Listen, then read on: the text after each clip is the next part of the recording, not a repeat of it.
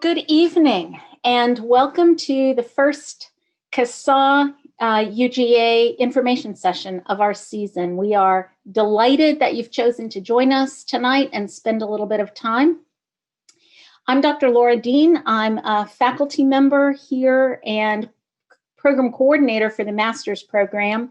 I use she and her pronouns. And as we're getting started, we'd love it if you are prospective students, if in the chat, you would tell us your name and your current institution and your email address so we can follow up with you.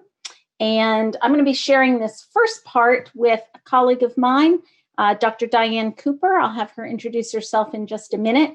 There are others from the current students helping us manage this and also being on a panel, and they'll introduce themselves just a little bit later. Dr. Cooper, you want to introduce yourself?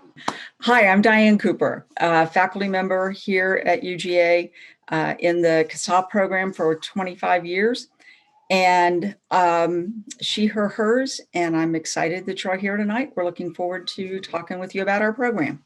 And with that, that's sort of the informational segment. I'm now going to turn this over to Nick Trotter, who is our guru and coordinator for this evening, to take on the next part, questions that you may have, and introducing everybody else who's joined us here. Again, we're so delighted you've chosen to join us for this information session this evening.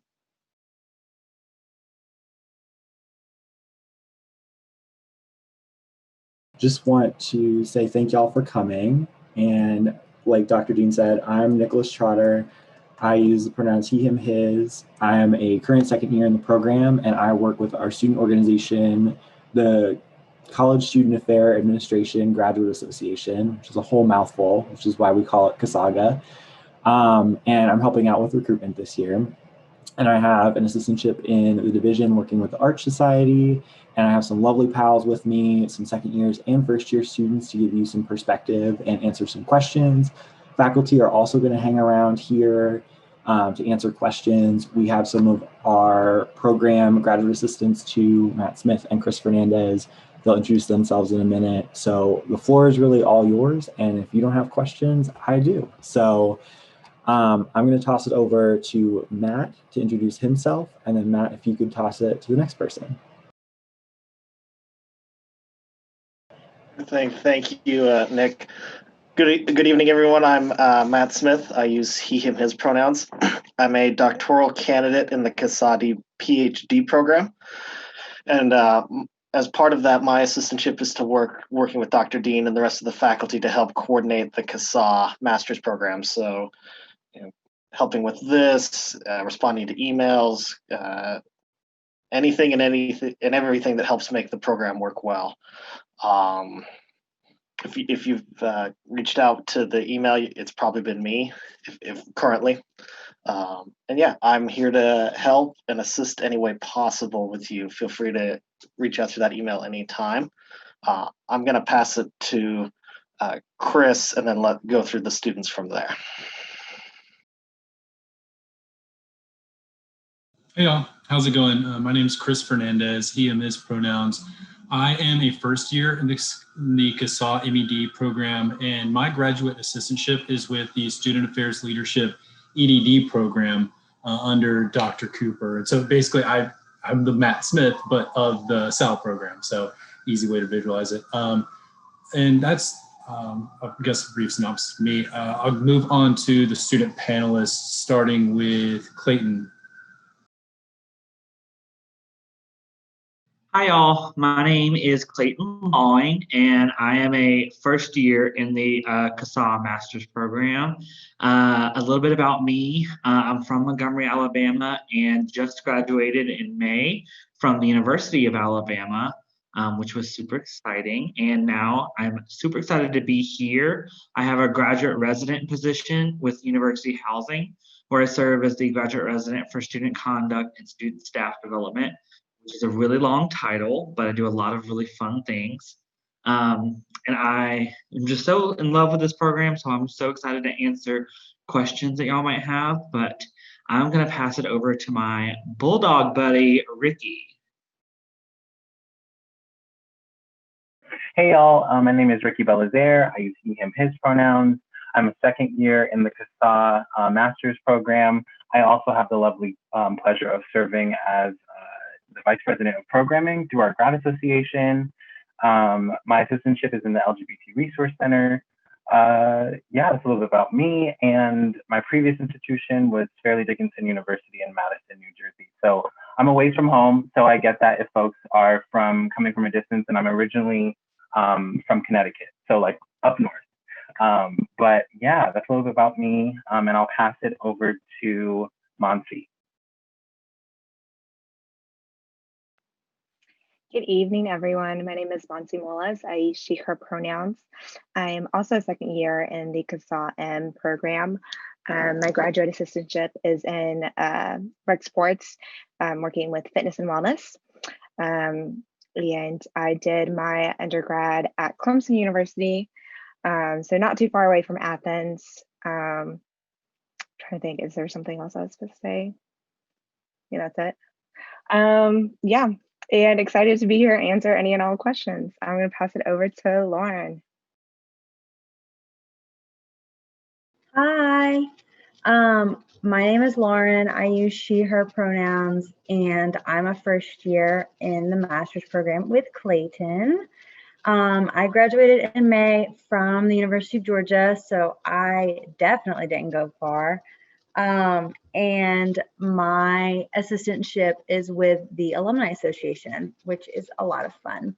So like everyone else, love the program, very excited that you guys are all considering it, and to answer any questions y'all have. Thank you all for sharing and introducing yourselves. So the way that we'll take questions is right now we have it restricted about unmuting because we wanted to, have a secure meeting, sharing the link everywhere. But if you want to raise your hand, we can unmute you and you can share a question or you can drop it in the chat. But please go ahead and ask us all the questions that you have. We like to see at least one of your recommendations be from a faculty member. Since we're making a decision that includes you as an academic scholar, we like to have at least one from a faculty member. Another one, somebody who knows you in a student affairs context, whatever that means for you. And that looks different for different people. And then the third one, maybe one of those two, maybe an employment supervisor that you've had. We'd like people who have seen you in a professional or academic, professional meaning involvement or academic kind of way. So those are the three. And if you have specific questions as you're figuring that out, just pop us an email in the CSAA email, and either Matt or I will get back to you about that.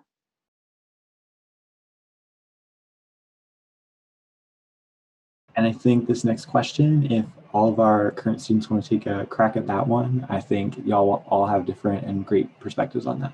Well, for my own personal journey, I was looking into the program mainly because one of my supervisors in undergrad had a connection with one of the program faculty, Dr. Mary Lee Dunn, and I had just heard all these great stories whenever I was asking him about student affairs and what that meant. So that's why I started looking at the program. And then once I got here for the visit weekend, and really the assistantship interviews were great and they were wonderful. However, I fell in love whenever we got to hang out with the CSAA people, and we did a few kind of sessions based on identities, and you got to really choose where you wanted to go and what you wanted to learn about based on the identities that you might share. So you kind of got to peep in and see people who might have a similar journey as you. And so that is what really solidified, yeah, I'm in love with this place and I'm in love with these people, really. I can go next. So for me, I took a gap year between graduating undergrad and then coming and applying to UGA, kind of to figure out what I wanted to do. I had an idea that I wanted to go into student affairs, but wasn't fully sure, didn't really realize that was a thing I could do until late in the game. So whenever I started doing my research, I loved the location of Athens. I think that's really important too, is to feel connected to the space that you're going to be in. I heard nothing but amazing things about this program specifically. And then getting to meet the faculty, getting to meet some of the students who came before me, just having a support system in them, and having them be so open and genuine and authentic about everything. And then also I am kind of rare in the sense that I knew what a specific assistantship I wanted way before anything else. And I was, I think, maybe the only one in my cohort to actually come to visit weekend after I'd been accepted already with an offer from my assistantship. So I didn't really have that experience of going through interview weekend. But yeah, so I just really was in love with Athens and this program and my assistantship before I even got here. So that's kind of my experience. To round it out a little bit, kind of piggyback off what you were saying, I love Athens, love UGA, and so I actually only applied here. I only applied here for undergrad and then only applied here for grad school. I love the idea of student affairs, and when I found out that Georgia had a program, I came to visit weekend and, like Clayton, fell in love with all the people and decided that it was the place for me. Yeah, I think one of the reasons that I chose UGA was just because everything worked out. I'm very big on just timing of everything and just getting opportunities. And for my situation, UGA was always number one for me. I'll just make that clear. I fell in love when I visited. And I just felt a connection here that I couldn't really explain into words, and I wanted to go here so badly. And really the ultimate factor was the assistantship. I got the assistantship I wanted, and it worked out. And what has been able to keep me moving forward has been my cohort. I really, really love the model that is instilled here at UGA. I think it's very unique in that regard. And I think it's helped me grow in a lot of different ways, mainly with the experience and exposure that we've had with internships, assistantships, of the like. You really get to grow and develop areas that you're learning in the classroom and how you can apply it in actual tangible ways. And I also think the program sets you up for success in every format, not just within the area of student affairs, but you learn a lot of skills that will help you throughout your career with whatever field you go into.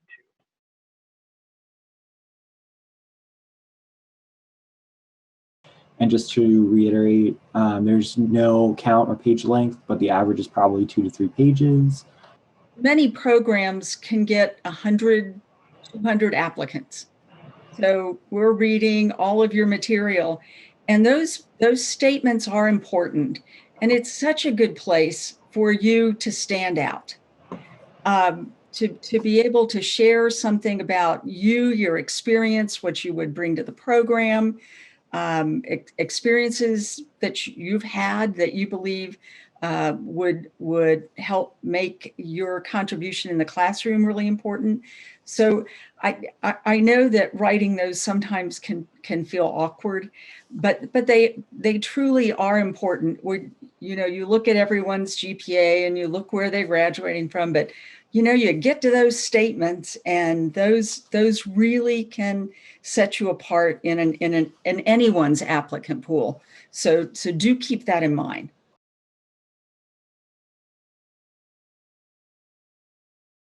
Our next question is, how has the program changed due to COVID-19, and are there any new changes expected to happen next year? So I think it would be good to hear from some program faculty first, and then I know for us as second years, we can answer some of that, and then for first years, what that's like to come into this program in COVID-19. I think the best COVID answer is going to come from the students. I mean, it's different from a faculty standpoint, and yet I think it is a place where the size of our cohorts is helpful, because even when we're teaching on Zoom, I can have everybody on one screen. And because it's a cohort program, we get to know people within those classes. And so you're able to connect, I think, a little differently. We've tried to do some additional things in terms of, a virtual happy hour that CSAA did and some drop-in time for the first years. In terms of next year, I would love to have that crystal ball. The one thing that I will say didn't have anything to do with COVID, and that's that we just got officially approved actually yesterday to search for and hire a new faculty member who will join us next year. We've been down one. We had somebody leave last year. And so we're able to go ahead and search for that. So it'll be an exciting process this year as we look for our newest faculty member. And for those of you who may be joining us next year, there will be somebody joining us right along with you. So we're excited about that. I'll let the students talk about what the sort of academic experience is like under COVID. Things have definitely been different. It's really, I don't know what other word to use. It's really different being in the same space for all of my classes as I do my living and everything else. But it has been super helpful, like Dr. Dean said, to have a cohort model at this time. We're all really close and we all communicate often. And so it's been a good sense of support.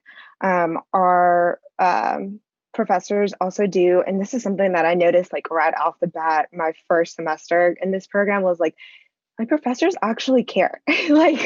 We start off every class with hey, how are you doing? And we, at least my cohort, really feels like we can share how we actually feel. And we don't have to be oh yeah, we're good. And then they take faculty take that into consideration, which I really appreciate. They have been super flexible with us.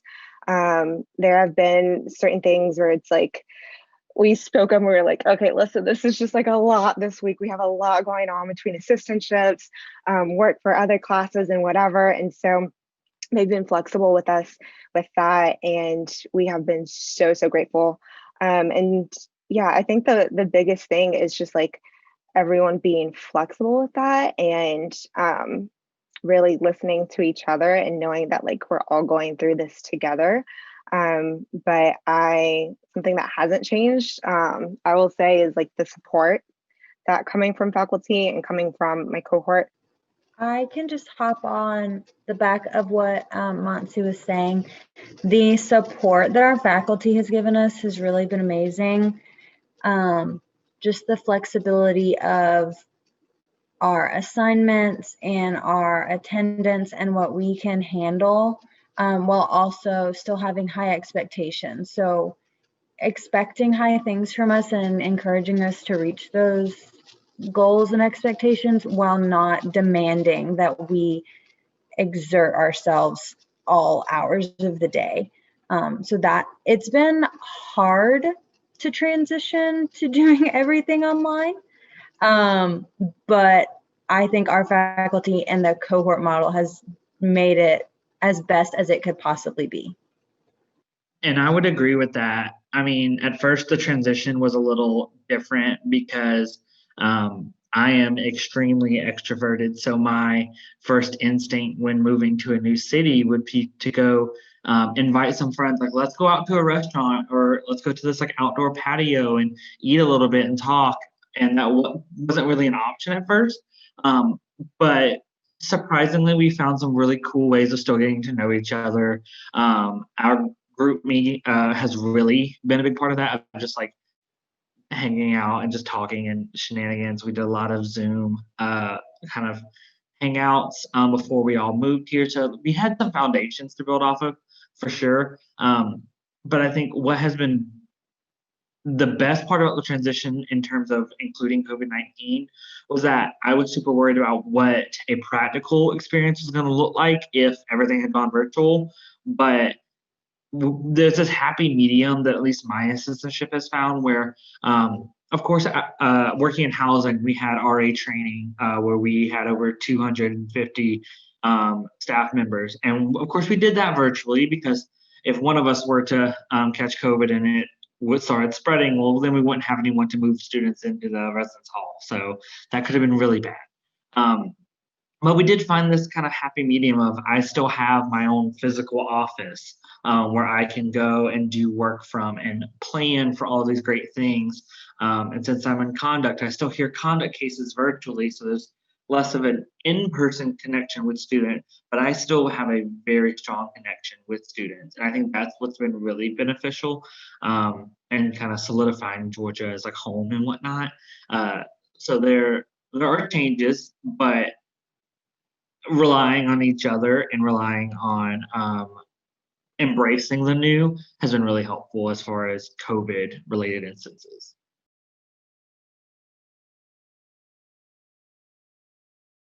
Someone asked about providing support to students about career development and job search.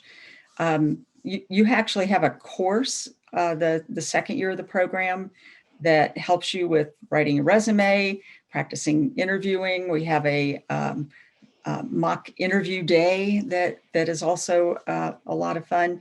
But I think career development begins very early in the process of being in this program. And that is starting off with professional organizations, your interaction with various people on campus or within your classes. In a usual year, the Division of Student Affairs has a conference every September. That's a great one-day event that they pay for all of our students to be at that. This year, because things are just a little different, the program is also paying for all the master's students to attend online, either ACPA or NASPA, the two national professional organizations. So we're very committed to you getting in, to your time here, and getting you into those positions when you graduate so that you can be part of that great alumni group. Dr. Dean, anything else you want to share?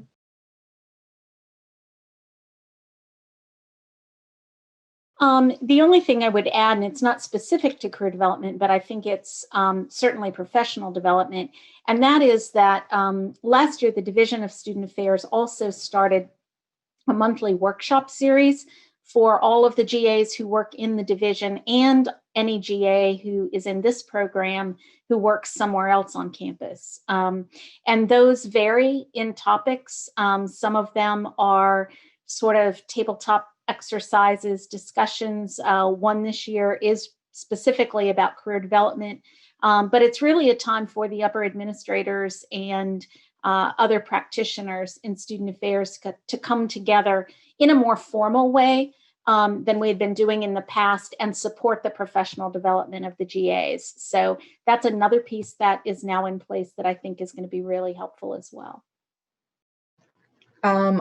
Mine was writing my statement of purpose. I'm an English major, and that was the hardest thing I've ever written.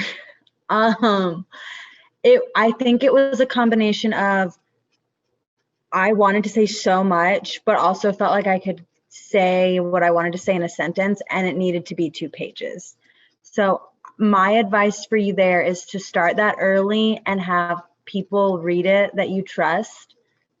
And then by the end of it, I was super confident when submitting it. But I thought it was going to be easy because I do a lot of writing, and it wasn't. So just take that as you will. I think that that's such a good question, whoever asked it. And just thinking through that question, it brings me back to that point in time. And I remember feeling really nervous to write this. I don't know why. I think a lot of things, like, this was my first choice for a master's program. And so I wanted to get everything right in that statement. And then I really just I probably rewrote it like 6 times, I'm not even gonna lie. But then I just took a breath and really allowed myself to feel it from within and just wrote it all out, and then had a bunch of people that I trusted read it for me, reread it for me, and just tell me what I needed to fix or edit. And then I just felt good about it when submitting it. So, advice that I would give you, sort of off of what Lauren said, is just, what you're capable of and how you want to show up, especially when you write. It's really hard to write about yourself, but I just encourage you to take a deep breath and really reflect on what you've done, what you want to do, when you're applying to UGA or other institutions, and just really think about how you've come to make your meaning, and just really reflect on that and just write, because I think that's going to be the easiest way that it's going to come out exactly how you want it to be said. For me, the GRE was the end of my life. I was trying to relearn math, and no, that's just not, it's still not, isn't going to happen. I took it and it happened. But for me, the personal statement was like writing a story about myself, and why, not only like why I'm here and like who I am, but really why I wanted to even be in this field, and why I thought UGA could help, not necessarily give me everything to fix me, but would help provide me a springboard to kind of like shine my own little spotlight. But it felt natural to really just talk about like how much I am in love with students in the appropriate way. I felt like I had to qualify that. But really like why I wanted to be here and why I wanted to work for students, and that whole process. So it was beautiful. I just could not do the GRE, and I still don't think I could do it if you tried to get me to do it again. But thankfully, y'all won't have to worry about that, as it's not required. So congratulations. No, I was trying to think back. I was like, is my memory really that like bad? Trying to think back of the actual application process. I will just echo what everyone else said. I think for me also the GRE was the toughest part, and you don't even have to worry about that. So yeah, just be true to who you are. I know for me personally too, like I find it difficult to kind of like brag on myself. Why is that? That we always find it difficult to talk ourselves up. Anyhow, but yeah, just believe in yourself. Do it as early as you can, and it's gonna be great.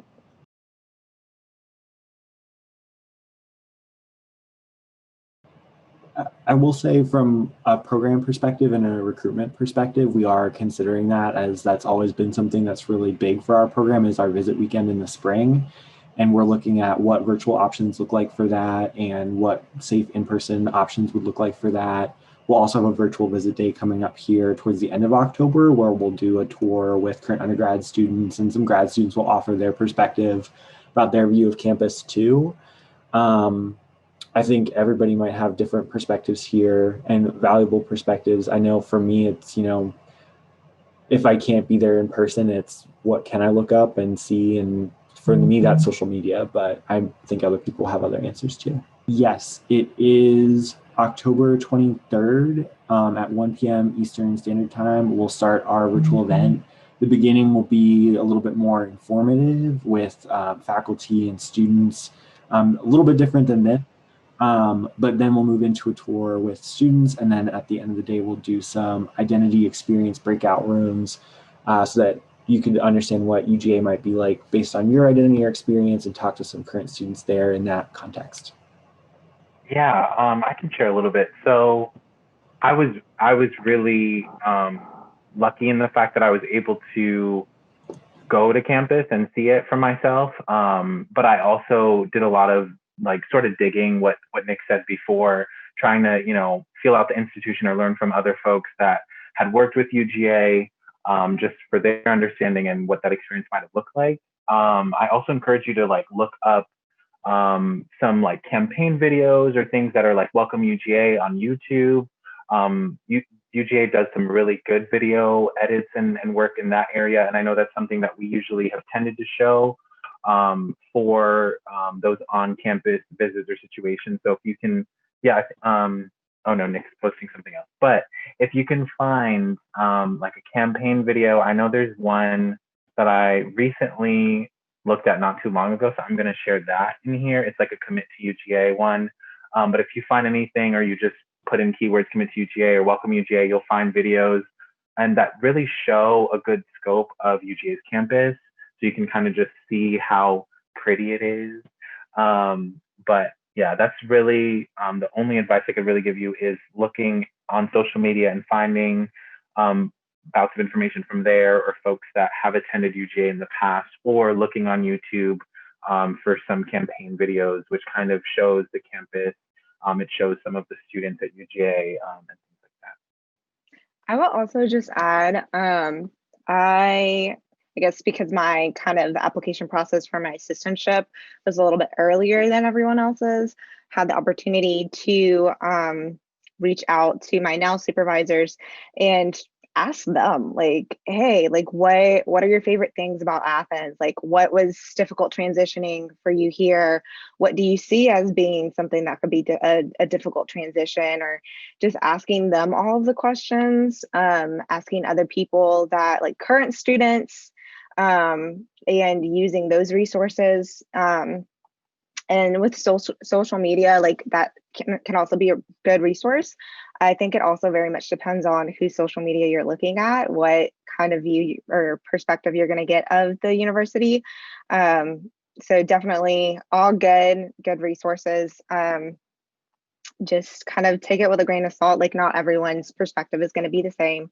But yeah, if you know anyone, like, if you want to reach out to any one of us on this panel today, I personally would be more than happy to continue conversations and give you advice about all the fun things in Athens. I would add in, there's always a great opportunity to kind of understand what kind of city you're in by looking up restaurants. That is how I got to know some places I couldn't go visit. Like Ricky said, the food slaps everywhere. And so check out Yelp. Look at some reviews on there. There are plenty of maps that are like eat and drink around Athens that give all the different highlights. Just point A and point B right there. Food slaps. It's a great question, Kelsey. And certainly one that I think probably programs all over the country, we're all trying to figure out how do we help you? Environment's important. Feeling as if there's something about that is good for you. And so I'd encourage you to follow a lot of the good advice you've been getting to here tonight. And great question. The other thing I would add to that is, although our commitment right now is to create our application admissions process and assistantship interviews without the requirement for anybody to travel here, so that you're not disadvantaged at all if you feel like, or if collectively it's just still not safe to do that, when that's usually happening in February. But the other thing I'll say is that once assistantship offers start to be made and people are making decisions, that process goes on for a while. We ask you if it's possible to make that decision by April 15th. And so there may be some time in the middle there where it's gotten safer to travel, but before you actually have to commit to us or anybody else. April 15th is kind of a national response date. And so through the spring any year, but I think particularly this year, we often coordinate to help set up visits for students who happen to be in the area, are coming in because they're traveling, whatever. And I think as we get further into spring, if it feels safer, and if I would encourage you, whatever your short list of institutions might be, that if you're able and feel okay about traveling to make an individual visit before you make that final commitment, that may be a good idea. And we've got more time into the spring to hope that can happen safely.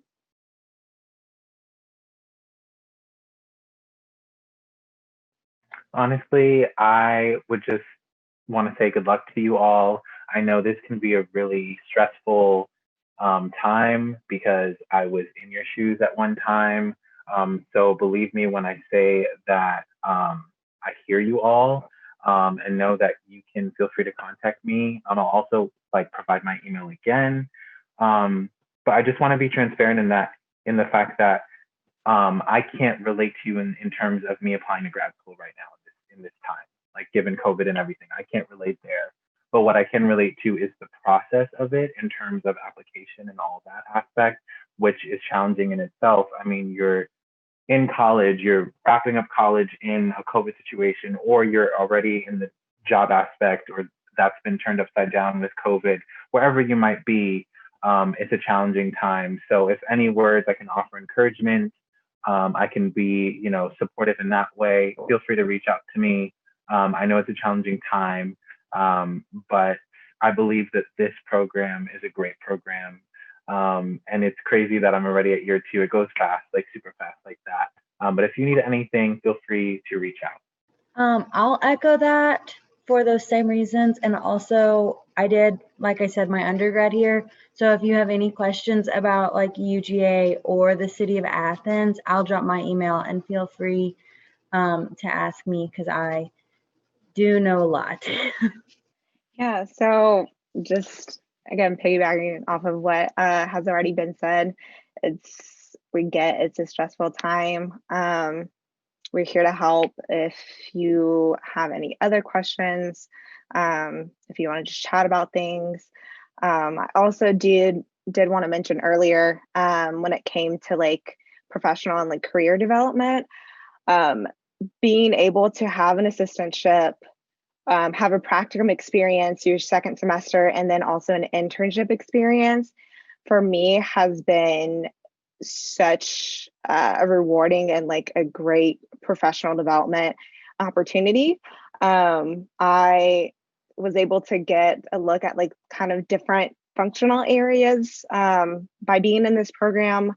It has kind of like opened new doors for me, and like, oh, I kind of see myself doing this, and like I've got to have that experience. And so now hopefully going into the job search season, I'll be able to be more marketable to more places because I have those practical experiences. So that's just one thing that I wanted to highlight earlier that I didn't get to say.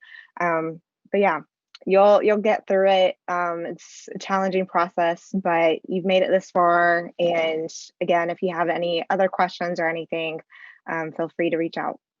I want to add on to what Monsi just said. One of the things that I believe about your grad school search is that when it comes to assistantships, all assistantships are good assistantships.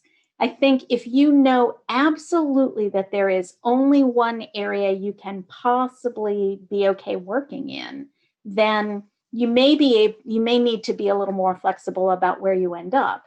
But if you decide that you really want a particular program, a particular institution, then my encouragement to you is look wide, be open, because you may end up working in the exact functional area that you picture yourself now, but you may end up in one you never even knew about, and it turns out to be a great experience. Or it turns out to be not what you want to do your whole life, but it pays for grad school. So stay open to those possibilities and apply broadly through the system. And sometimes we have additional things that don't come through that system that we send out to prospective students. So keep your options open. There are good things out there and lots of possibilities you might not have imagined yet. I would completely echo that, because my assistantship decision came down to I only applied to housing because it gave housing. And I was looking from a financial perspective as far as assistantships go. But that's the most unique part about this program, is that I'm going to have the opportunity to get that additional experiences in areas that I want to explore, or areas that even I might already feel comfortable in. I get to make that choice kind of for myself, as far as where I want to explore, not only in the practicum and internship sessions, those areas of the program, but also just within the classroom.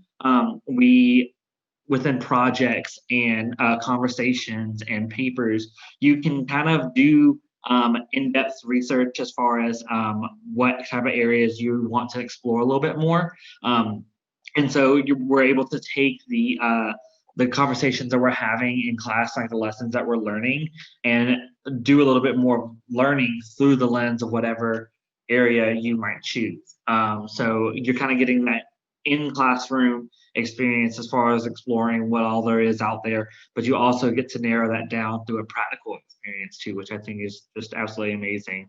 So as you're, you know, kind of looking through that whole sense and making those plans and decisions, just continue to be yourself, because there's no one else that anyone would want in this program except you. So that's, I mean, that's the best piece of advice I could give you throughout all of this.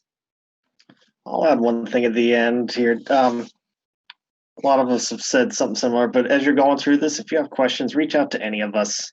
We're here to help you in your application and search here, in your search in general, and you know, don't hesitate to email us. And there's no bad question or dumb question. Just ask whatever you feel like you need to ask to get clarity to help you out.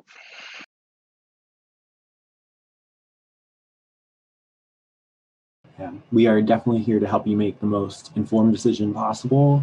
We want you to have all the facts and have the right graduate experience and the best graduate experience. So even if you don't end up at CSAA, we are happy to help provide any information, help you navigate this process in any way we can. So with that, I want to thank y'all for attending tonight. We will make sure to follow up via email. So if you haven't dropped your email in the chat yet, please do so. And like I said, there will be more events coming. We'll post those in the Facebook group. We'll post those on our Instagram. As people who have already attended a session, we'll probably send you a little email advertisement as well. But as always, just reach out if you have any questions. And we are just so happy that you came tonight. And we'll be posting this on our CSAA YouTube channel afterwards as well, probably by early next week. So thank y'all for coming and have a great night.